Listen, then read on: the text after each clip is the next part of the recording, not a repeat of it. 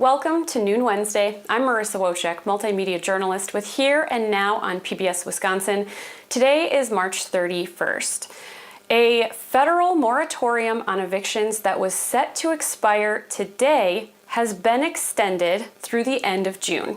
And this is going to stave off a potential wave of evictions for people who are still struggling to pay rent during the pandemic. Governor Tony Evers has dedicated $322 million of funds from Congress to go towards rental assistance. So joining us today is Brad Paul, Executive Director of the Wisconsin Community Action Program Association, who's in charge of distributing these dollars to folks around the state. And Brad, thank you so much for joining us. Thanks for having me. Thanks for your interest in this subject.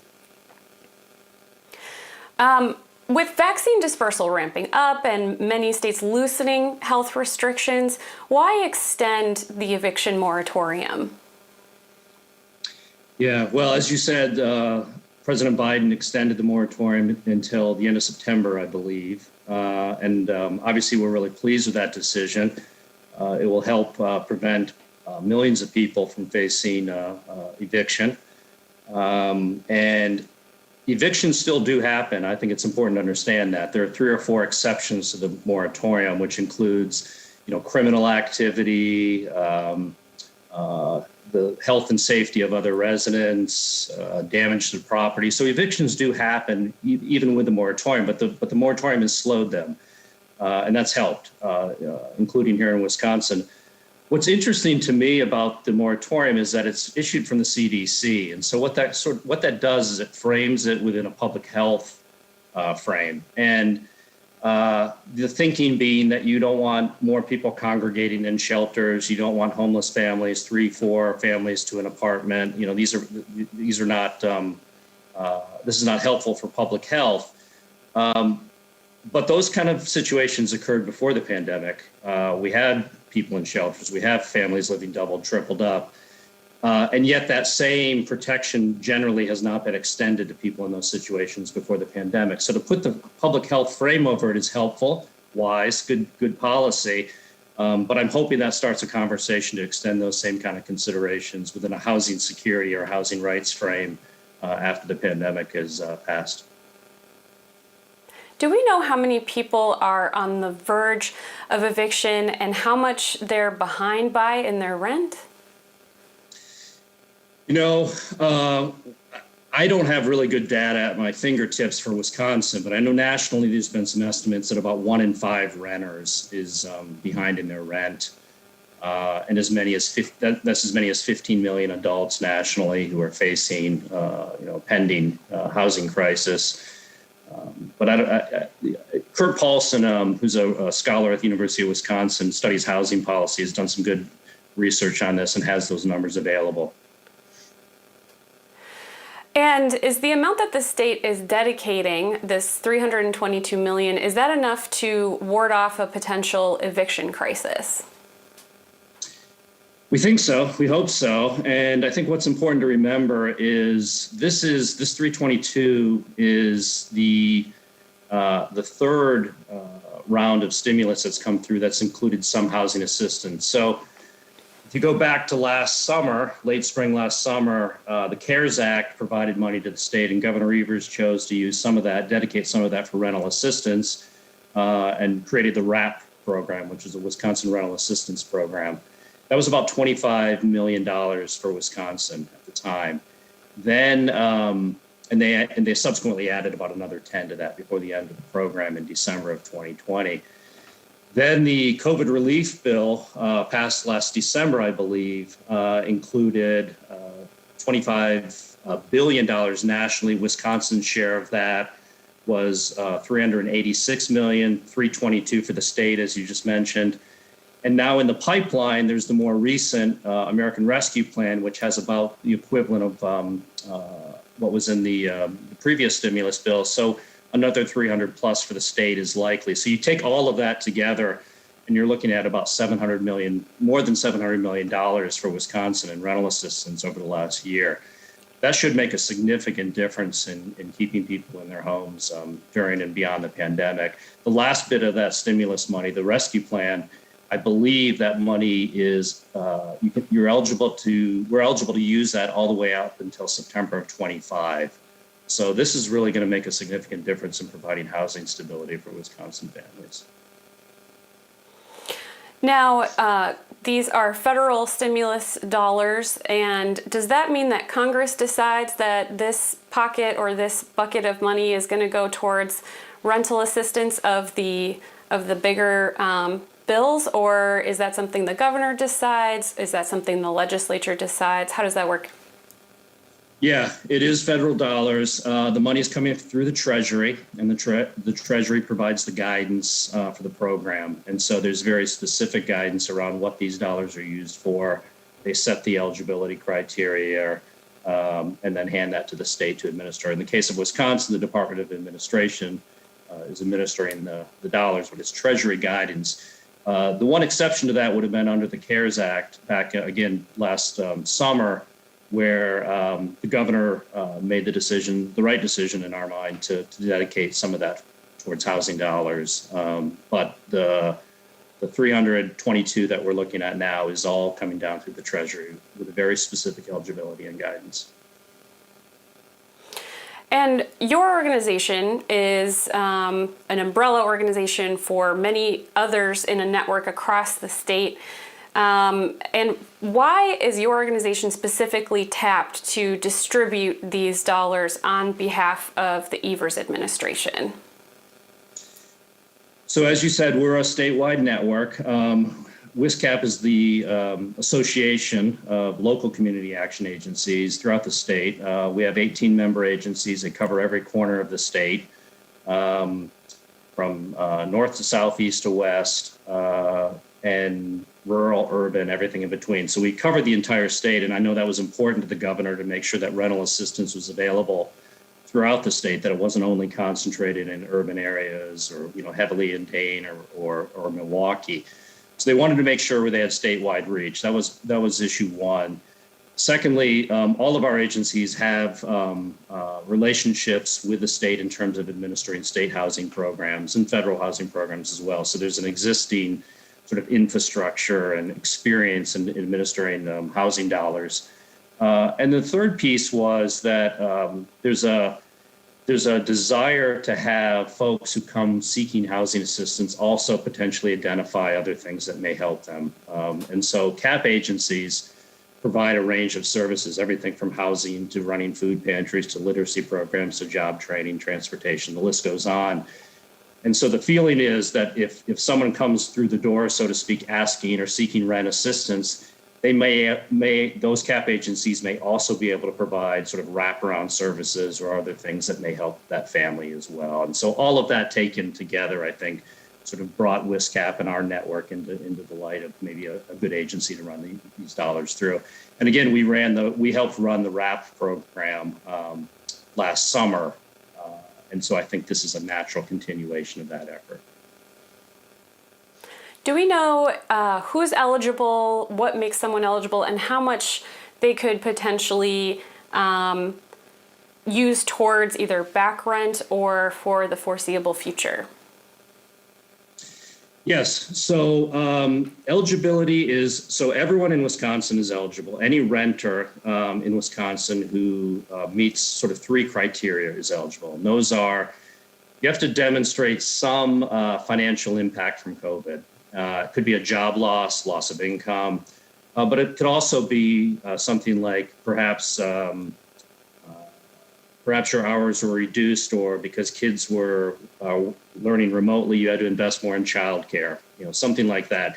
If you show a financial impact as a result of COVID, that's criteria one. The second is you have to be in danger of losing your housing. Doesn't mean you have to have an eviction notice, but it means that you're behind in your rent, or you're not going to be able to make the next month's rent, and you're at risk. And then the third piece is sort of the income eligibility, and that is that if you go, it serves households up to 80% of county median income. And that sometimes gets a little abstract, but what that means in real terms for most folks is in Dane County, for example, a family of four at 80% of county median would be low $70,000 a year. If you go to Dodge County, I think it's low 60,000. You go further west to Monroe, you're looking at mid 50,000 a year. So that would be that 80% of CMI, county median income, or below. Most of the families or individuals seeking assistance generally are at about 50% of county median, but it can go as high as 80. So if you're in Wisconsin and you're suffering from economic effect from COVID, your housing is at risk, and you meet that income eligibility threshold, you're eligible for assistance under the WERA program. As far as what amount of assistance you can, through the program, our agencies can help people with rent all the way back to March of 20, when the public health emergency was declared. And then we can help folks forward on rent if they're having trouble making rent in future months. So the possibility for some households is that they could be provided with as much as 15 months worth of rent. That's not common. It's typically shorter periods of time, but that is the eligibility criteria. Is it difficult to reach? Sorry, and there's no limit to the amount of rent. There's no ceiling on it. It's based on what's going to keep them in their household. Sure. Is it difficult to have people go through these administrative barriers as we're trying to, the country is trying to roll this out in real time? There could be confusion over who makes eligibility. And sometimes people are experiencing these problems for the first time. There's reports of people going to a food bank for the very first time. Sometimes immigrants who are often struggling to make rent or doubled up or what have you might be in this position. How difficult is it to actually implement a program like this quickly? Yeah. One of the things that we're benefiting from sort of structurally, administratively, is we helped with the RAP program, as I mentioned a few minutes ago, and that was the first phase of rental assistance. So what that did is it gave our agencies kind of a dress rehearsal for the next round, and sort of to work out the kinks, try to streamline applications, try to figure out how to identify folks in need of assistance. So from an administrative point from our agencies, that helped a great deal. For the applicant, as you said, it's challenging because there's a lot of households that this is the first time that they've sought any form of assistance. You mentioned food pantries as a perfect example. Food pantries all report that they're seeing lots of folks for the first time. I think it's the same with rental assistance as well. There's stigma sometimes attached to seeking assistance. There's pride. There's a lot of things that go into people reluctant to seek assistance. And then there's, sort of the bureaucracy and the application hurdles and the verification information, all that. So we try to do everything we can to make that as easy as possible. I'm working with the state on that. And again, we've tried to make it open. We've tried to encourage folks who meet that criteria that I mentioned to come out and seek assistance. Most of our agencies put their application materials and promotional materials in Spanish. Many of the agencies have translated their materials into Hmong. Certainly on our web portal for the program, for the statewide representation, all of our materials in Spanish and Hmong as well. Undocumented folks are eligible for assistance per Treasury guidance.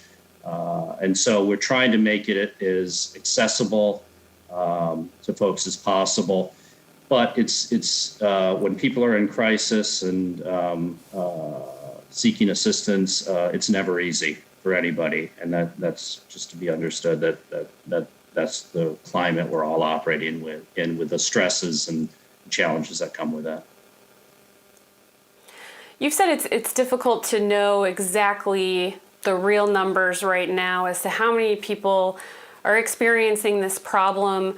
How many people did you help last year with that first program you described? And You also described this worst case housing definition and how that can help us understand the scope of the problem of how many people are teetering or close to teetering. Yeah. So last year with the RAP program, which is quite similar to what I described earlier with the current program, there's some slight differences in terms of eligibility and whatnot. But with that program, the agencies, the CAP agencies, were able to help assist over 14,000 households.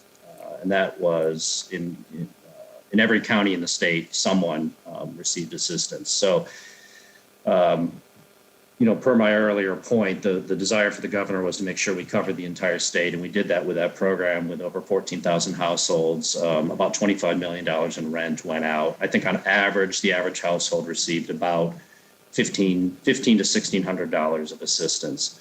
So that worked quite well. And of course, the scale of this is 10 times of what that program did in terms of dollars. So we'll see what that translates to in terms of number of households getting assistance. The worst case housing measure that you mentioned is a really important one. And it's one that I don't think policymakers think enough about and talk enough about. And what it does, it's a HUD measure.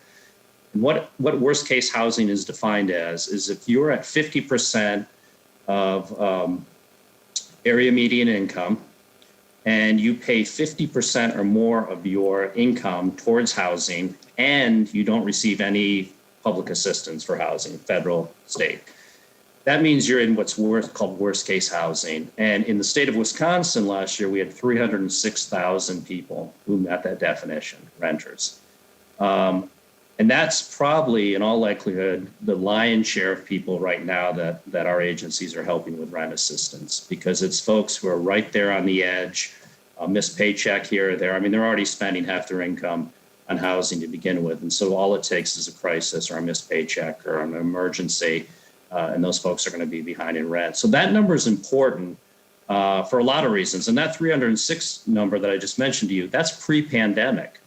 So my suspicion is that next time when we're able to sort of take an assessment of what this moment we're all in, those numbers are going to probably be significantly higher than that already pretty shocking number. And so what's interesting to me, and I think what's important for viewers to understand, is that that's a good measure that HUD puts out, and it illustrates sort of the situation that we're in. It reveals a lot. But HUD also has a definition that obscures a lot of the crisis, and that's when we talk about homelessness in HUD's definition. So while worst case housing gives us a broad view of families and households that are in crisis, the HUD definition for homelessness is very narrow. And so it doesn't include families who are doubled and tripled up. It doesn't include families that are living in motels for lack of an alternative. There's a lot of folks who are sort of off the radar when we talk about homelessness and the response. And in the state of Wisconsin, the Department of Public Education, which uses a different definition, the definition that the Department of Ed at the federal level uses, does include those folks who certainly by our estimation and viewpoint are homeless, but not able to get assistance through HUD. When DPI looked at that number, they found that over 18,000 kids in the state of Wisconsin last year met that definition of homelessness. So when you take that worst case housing number, you take that definition of that more expansive view, accurate view in my mind of homelessness, you're looking at some very serious numbers throughout the state pre-pandemic. And again, I think those numbers have probably only gone up. I think it's just very safe to assume since COVID arrived. Do you have a sense of how this $322 million allocation compares to other safety net programs or funds? Yeah, so the American Rescue Plan included a whole range of supports and programs that will help folks beyond housing. I know you had recently had an interview with Tim Schmedian from the university to talk about the earned income tax credit. The expansion of that is included in the rescue plan, and that the estimation is that will help lift out as many as 50% of the kids in poverty in this state. The SNAP program, food stamps, if you will, was extended in the bill, raised at, I believe it's 15% increase. And what that means for households is somewhere between, $25 and $30 more per month for the next several months, which seems low, but is significant. There was more money in the bill for energy assistance. And then in this next round coming through, we've talked about renters a little bit here just now, but there's going to be a significant amount of money for homeownership activity as well to help prevent foreclosure, either through mortgage payments or property tax assistance efforts. So the rental piece is significant. Very significant, much needed, but there's a number of other areas that help give us a more holistic approach to stabilizing households. So some criticize these stimulus bills for their massive price tag, but yet there are a lot of people in need, and as you said, some of that was pre-pandemic. Can all of this give us an idea of where the problem was, what these funds are currently set to do, and what that could mean for future policy decisions? Yeah. So it's an understandable point that this is a big price tag, but you have to think about the investment and what your return is, and your return is healthier homes and healthier economy when people have housing stability. To give you a sense as to what this intervention really is addressing. I'll go a little bit further than that worst case housing need and tell you what the extent of the crisis was and what we're trying to reverse. So in Wisconsin, certainly nationally, and in Wisconsin as well, you have a kind of a dual crisis when it comes to housing. You have an affordability and a supply problem, and we're talking about for low-income households here. So affordability in Wisconsin, the problem is you need to make about $17 an hour in order to afford a two-bedroom apartment at market rate. And of course, that's well in excess of what minimum wage is. And this is particularly difficult for low-income households to achieve. So you have that. The second problem is the supply problem, and there's close to 200,000 renters in this state who are classified as extremely low income, and that's 30% of an area median income. So you have that many renters, but you don't have the number of units. Even if they could solve that affordability riddle, you don't have the number of units available for those households. And the estimation is that there's about a lack of 120,000 units in this state to meet the demand of those extremely low income households. So that's, again, pre-pandemic, that's the overlay of what we're looking at. And clearly, by anyone's definition, it's not helpful to the economy, to public health, any measure you put, to have so many people in housing crisis. So if you invest on the front end with rental assistance, foreclosure prevention activities, all of that, my hypothesis is that you're going to see a return on investment that ultimately serves the economy, despite the large price tag. What it could mean longer term, I think, there's a lot of money, as you just said, coming into the state on housing. I mentioned earlier, we're looking at over $700 million in rental assistance. I don't know what the final figure will be for home ownership activity, but it's going to be a significant amount of money for foreclosure and property tax payments. There's also money, sort of targeted money for housing choice vouchers, which Section 8 program, which helps low-income renters. There's money for homelessness assistance. So there's a lot of money coming into the housing sector, and that has the real potential to change sort of the material reality of low-income folks, but also the way we do housing policy. And I think it provides us with an opportunity to rethink the role of government to help serve folks who the market forgets, which is a significant issue nationally. And in Wisconsin, it's just trying to get housing that reaches down to the lowest income folks is a continual challenge that the market just hasn't been able to solve on its own. We as a country reversed sort of an investment in federal housing dollars starting in the early 1980s with the cuts to the HUD budget, and we've never restored that. And that's when we've seen a spike in homelessness and housing instability in general. So I think this moment gives us an opportunity and gives policymakers an opportunity to rethink the role of government in helping stabilize our housing markets. I think we're getting there, and I think it's an important discussion and move for us to have. All right, we need to leave it there. Brad Paul from the Wisconsin Community Action Program Association, thank you so much for joining us. Thanks for having me. For more from Here and Now and PBS Wisconsin, you can visit pbswisconsin.org. And thank you so much for joining us on Noon Wednesday.